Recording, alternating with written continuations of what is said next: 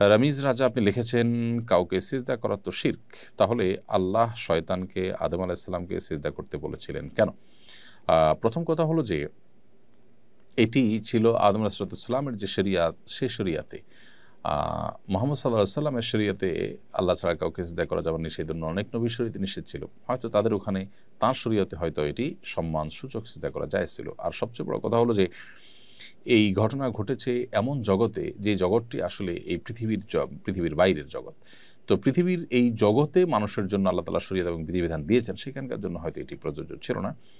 আর আরেকটি বিষয় হলো যে এটি নিছকই একটি এক্সেপশনাল অর্ডার আল্লাহ সুবহানাহু ওয়া তাআলার, যেটা আসলে অন্য ক্ষেত্রে প্রযোজ্য নয়। সাধারণ ক্ষেত্রে আল্লাহ সুবহানাহু ওয়া তাআলা যেহেতু পরিষ্কারভাবে অন্য কাউকে ইবাদত করতে, দাসত্ব করতে আল্লাহ নিষেধ করেছেন, বিধায় এটি সাধারণ ক্ষেত্রে প্রযোজ্য, কিন্তু এক্সেপশন ইজ এক্সেপশন, সেই হিসাবে এটিকে আমরা ধরতে পারি। আবার অনেকে ব্যাখ্যা করেন যে এখানে আসলে সিজদা আল্লাহকেই দিতে বলা হয়েছে, কিন্তু আদমের সম্মানার্থে আল্লাহকে সিজদা দিতে বলা হয়েছে। আদমের সৃষ্টিতে মুগ্ধ হয়ে, বিমুগ্ধ হয়ে আল্লাহকে সিজদা নিবেদন করা কৃতজ্ঞতা স্বরূপ, এটি এক প্রকার আদমকে সিজদা সম্মান করা। তো এটাকে অনেকে বলেন যে আয়াতের যতগুলো আয়াত আসছে সেখানে উসজুদুলি আদম মানে এই লি হুরমাতি আদম আও লি তাযীমি আদম, আদমের সম্মানার্থে আল্লাহকে সিজদা করো। অনেকে এই ব্যাখ্যাও করেছেন। তো সিজদা যে আল্লাহ ছাড়া কাউকে করা শিরক, সেটি কোরআনে বিভিন্ন আয়াত এবং হাদিসের আলোকে দিনের আলোর মতো পরিষ্কার, বিধায় সেই জায়গাটা আমাদের কাছে পরিষ্কার থাকতে হবে। জাহাঙ্গীরনগর ইউনিভার্সিটির আদি নাম ছিল জাহাঙ্গীরনগর মুসলিম ইউনিভার্সিটি। বিষয়টা নতুন করে আলোচিত হচ্ছে, অনেকে একে আদি নামে ফিরিয়ে আনার কথা বলছেন। বিষয়টা কতটা জরুরি মনে করেন? দেখুন, কোনো বিশ্ববিদ্যালয়ের নাম মুসলিম হওয়া জরুরি নয়। একটা বিশ্ববিদ্যালয় মুসলিম অমুসলিম সবার জন্য অবারিত থাকতেই পারে, এবং নামের মধ্যে মুসলিম রাখা কোনো আবশ্যক নয়। কিন্তু প্রতিষ্ঠা থেকে যখন মুসলিম শব্দটি থাকে, সেটাকে বাদ দেওয়াটা তো অবশ্যই গুরুতর অপরাধ এবং অন্যায় কথা। হিন্দুদের নামে যদি কোনো প্রতিষ্ঠান থাকে, তাহলে সেক্ষেত্রে সেটাকে পরিবর্তন করে মুসলমানদের নামে নামকরণ করা, কিংবা সেটাকে তাদের নাম কেটে সেকুলার নামকরণ করার কথা তো মুসলমানরা কখনো বলেন না। তাহলে সেক্ষেত্রে বাংলাদেশে কবি নজরুল ইসলাম কলেজকে ইসলাম বাদ দিয়ে নজরুল কলেজ, তারপরে যে আপনার আরও অনেকগুলো আপনার হল আছে ঢাকা ইউনিভার্সিটিতে, সে হলগুলোতে মুসলিম শব্দ বাদ দেওয়া, জাহাঙ্গীরনগর মুসলিম ইউনিভার্সিটির মধ্য থেকে মুসলিম শব্দ বাদ দেওয়া, এগুলো খুবই গর্হিত কাজ এবং খুবই অনুচিত কাজ। তো এই কাজগুলো আসলে আমাদের করা উচিত নয়। একজন মুসলমান হিসাবে আমাদের মধ্যে আল্লাহ ভীতি থাকা উচিত, যে আমরা মুসলিম শব্দটি নাম কাটছি, তারা নাম নিজেদেরকে আবার মুসলমান দাবি করছি কিসের ভিত্তিতে? প্রতিষ্ঠা যারা করেছেন তারা যদি মুসলিম শব্দ দিয়ে থাকেন, শুরু থেকে যদি মুসলিম শব্দ থেকে থাকে, তাহলে সেটা কাটা হবে কেন? এই কারণে এই শব্দ ফিরিয়ে আনার দাবিটা অযৌক্তিক নয়। তবে আমি আবারও বলছি যে শিক্ষা প্রতিষ্ঠানে মুসলিম শব্দ থাকতে হবে, ইসলাম শব্দ থাকতে হবে, নট নেসেসারি, এই দাবি কোনো মুসলমান করেও নেই। অতএব আগে যেগুলোর নামের মধ্যে মুসলিম শব্দ ছিল এবং ষড়যন্ত্র করে, চক্রান্ত করে এদেশে ভিনদেশি এজেন্ডা বাস্তবায়ন করার জন্য, এদেশের সংখ্যাগরিষ্ঠ মানুষকে দমন করার জন্য যে অপচেষ্টা করা হয়েছে, সেটিকে অবশ্যই নিন্দা জানানো উচিত এবং সে অপচেষ্টা বন্ধ করা উচিত। তার ধারাবাহিকতা এখানে মুসলিম শব্দ যুক্ত করার যে দাবি, সেটিকে আমি যৌক্তিক মনে করছি। নাপাক অবস্থায় কি মসজিদের ভেতরে প্রবেশ করা যাবে? কেউ যদি ফরজ গোসল অবস্থায় হয়, তাহলে তিনি মসজিদে প্রবেশ করতে পারবেন না। বাকি ওযু নেই এমত অবস্থায় মসজিদে ঢুকলেও সেটি ফরজ গোসল অবস্থায় মসজিদে ঢুকা যেরকম অপরাধ, জঘন্য অপরাধ, গুনাহ, সরাসরি নিষিদ্ধ, সেরকম নিষেধ হবে না। তবে ওযু করে পবিত্র অবস্থায়, অর্থাৎ ওযু অবস্থাতে মসজিদে অবস্থান করা উচিত। এটা মসজিদের আদব, মসজিদের শিষ্টাচার। আর ফরজ গোসল অবস্থাতে মসজিদে অবস্থান করা তো জায়েজ নয়। যদি কেউ ইতিকাফরত থাকেন, গোসল ফরজ হয়, দ্রুততার সাথে তিনি ফরজ গোসল করে তারপর আবার মসজিদে তিনি প্রবেশ করবেন। আর গোসল ফরজ হলে সে অবস্থাতে তিনি মসজিদে প্রবেশ করবেন না, কারণ মসজিদ এটি পবিত্র জায়গা এবং পবিত্র লোকদের জন্য, বিধায় এ ধরনের অপবিত্রতা এটা নিয়ে মসজিদে প্রবেশ করা গুনাহের কাজ। ফেসবুকে আমার সন্তানের ছবি পোস্ট করি, অনেকে নিষেধ করে, বলে এর মাধ্যমে নাকি নজর লাগতে পারে। আসলে কি নজর লাগে? এতে কি বাচ্চার ক্ষতি হতে পারে? হ্যাঁ, বদনজরের বিষয়টি সম্পর্কে নবী সাল্লাল্লাহু আলাইহি ওয়াসাল্লাম হাদিস রয়েছে, আল আইনু হাক্কুন, বদনজর এটি সত্য। ফলে আপনি সুন্দর কোনো সন্তান, ফুটফুটে সন্তান, শিশু, বাচ্চা, বা আপনার আকর্ষণীয় কোনো কিছুর যদি মানুষের সাথে শেয়ার করেন, বিশেষ করে বাচ্চাদের ক্ষেত্রে অনেক বেশি হয় বদনজর। মানুষের এই জাতীয় বিষয়ে বদনজর এটি সত্য। বদনজরের কীভাবে ক্ষতি হয় বা এটা টেকনোলজিটা কি, আল্লাহ তাআলা ভালো জানেন। যে একটা মানুষ রাক্ষসী নজরে যদি দেখে, যদি সে দেখে আপনার হিংসাত্মক নজর দেয়, তাহলে সেক্ষেত্রে এটাকে নজরে হাসেদ বলে, বদনজর বলে। এর ফলশ্রুতিতে ওই বাচ্চা অসুস্থ হতে পারে, ওই বাচ্চার রোগ লেগে থাকতে পারে। আপনি ক্ষেতের ফসল দেখে কেউ যদি রাক্ষসী নজরে দেখে, তাহলে বদনজর লাগতে পারে। এগুলো স্বাভাবিক একেবারে। এখন আপনি বলবেন যে প্রদর্শন এই পৃথিবীতে অনেক কিছুই প্রদর্শন হতে থাকে, সবাই প্রদর্শন করে, কই তারা তো অনেক ভালো আছে। দেখুন, ভালো নেই, অনেকে অনেক দিক থেকে ক্ষতিগ্রস্ত। সেই ক্ষতির কারণ হয়তো এই বদনজর, কিন্তু তিনি হয়তো টেরও পাচ্ছেন না। তো কিভাবে এই বিষয়টা কাজ করে যে একজন রাক্ষসীর দৃষ্টিতে তাকালো আর একজনের ক্ষতি হয়ে গেল, কিভাবে হতে পারে, এই বিষয়ে আল্লাহ রাব্বুল আলামিনের টেকনোলজি আমাদের বুঝে আসাটা আবশ্যক নয়। হতে পারে আমরা এটা বুঝি না, অনেক টেকনোলজি কিন্তু আমাদের বোধগম্য নয়, কিন্তু সেটাকে আমরা অস্বীকার করি না। ঠিক এটাও সেরকম। কোনো কোনো হাদিস থেকে বোঝা যায় যে মানুষকে বদনজর সেটি কবর পর্যন্ত পৌঁছে দিতে পারে। আর একটি ওঁট, আকর্ষণীয় একটি প্রাণী, সেটি যদি কারো বদনজরের কবলে পড়ে, তাহলে সেটিকে মৃত্যু পর্যন্ত নিয়ে যেতে পারে।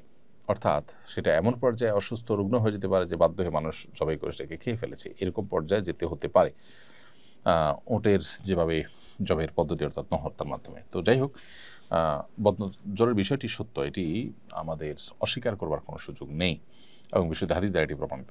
এমডি হাসান আলী হাসান আপনি লিখেছেন, মা যদি বউকে তালাক দিতে বলেন, ছেলে বউকে তালাক দিতে বাধ্য কিনা? মা যদি স্ত্রীকে তালাক দিতে বলেন, ছেলে তার মায়ের কথায় স্ত্রীকে তালাক দিতে সবসময় বাধ্য নন। বিশেষ করে মা যদি কোনো যুক্তিসঙ্গত কারণ ছাড়া ছেলের স্ত্রীকে তালাক দিতে বলেন, তাহলে ছেলে মায়ের সে নির্দেশ পালন করা তার জন্য জরুরি নয়। বরং দেখতে হবে যে মায়ের সে নির্দেশটা যৌক্তিক কিনা। যদি যৌক্তিক হয়, যথেষ্ট কারণ থাকে, তাহলে সেটা মানবেন।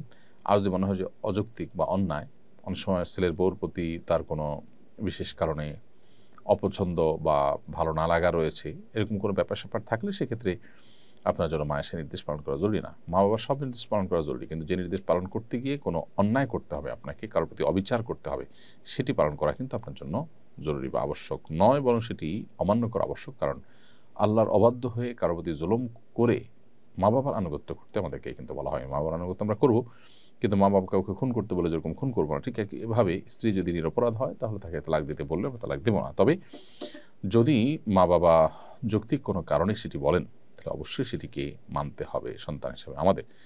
এখানে ইব্রাহিম আলাইহিসসালাম তার ছেলে ইসমাইল আলাইহিসসালামকে তার স্ত্রীকে তালাক দেওয়ার জন্য পরামর্শ দিয়েছিলেন, তিনি সেটা শুনেছেন। ওমর রাদিয়াল্লাহু তাআলা আনহু তার ছেলেকে তার স্ত্রী তালাক দেওয়ার জন্য বলেছেন, তিনিও সেটা শুনেছেন। এই যে ব্যাপারগুলো রয়েছে, এগুলো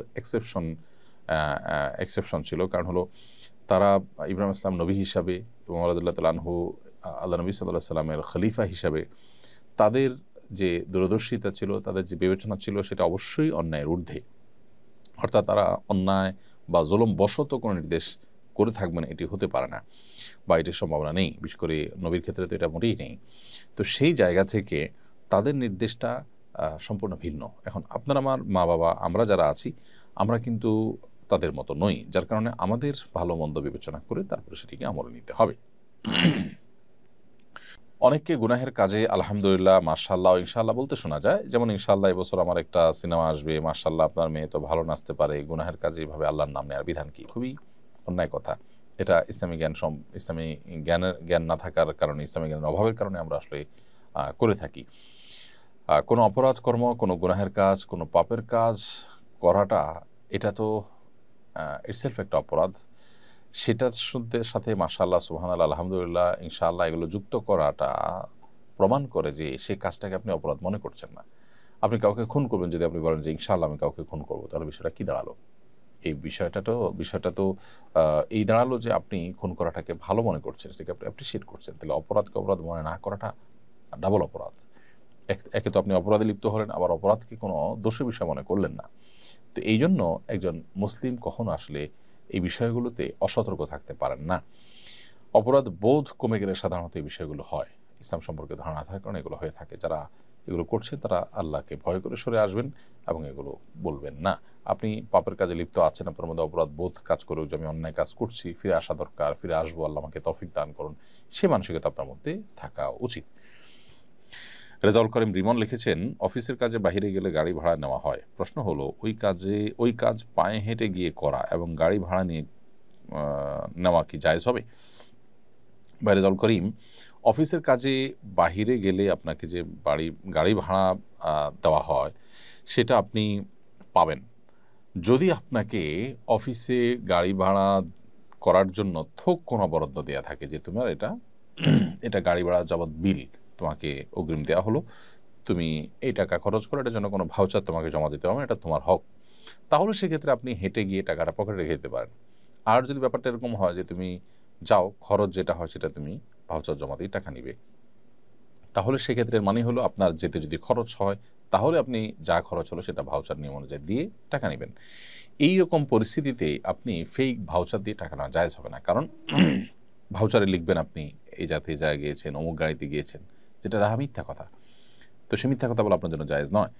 দ্বিতীয়ত হলো যে আপনি গেলে খরচ হলে যত খরচ হয়েছে সেই টাকা আপনি নেবেন, অথচ আপনার খরচ হয়নি কিন্তু আপনি সেটা নিচ্ছেন, তো এই জন্য এটা জায়েজ হবে না। তাহলে বিষয়টাকে আমরা দুই ভাগে ভাগ করলাম। প্রথমত, আপনি কোথাও যাবেন, এখানে যাওয়ার জন্য আপনি কিসে যাবেন না যাবেন প্রতিষ্ঠান সেটা দেখবে না, আপনার জন্য থোক একটা বরাদ্দ দেওয়া আছে যে তুমি 500 টাকা পাবা এখানে যাওয়া আসা বাবদ, এটা তোমার বিল, অতএব এই ট্রান্সপোর্ট অ্যালাউন্স তুমি পাবে, তুমি কিভাবে যাবে না যাবে তোমার ব্যাপার, এরকম যদি দেওয়া থাকে তাহলে সেক্ষেত্রে আপনি আপনার মতো করে সে টাকা পায়ে হেঁটে টাকাটা পকেটে রেখে দিতে পারেন। আর যদি ওরকম টিএ বা ট্রান্সপোর্ট অ্যালাউন্স না থাকে, বরং আপনি যাবেন খরচ করে, যা খরচ হয়েছে ভাউচার জমা দিবেন, যেটা জমা দিবেন সেটা পাবেন, এরকম যদি হয় তাহলে সেক্ষেত্রে আপনি ফেক ভাউচার দিয়ে আসলে পায়ে হেঁটে গিয়ে ভাউচার দিয়ে টাকা নেওয়া জায়েজ হবে না।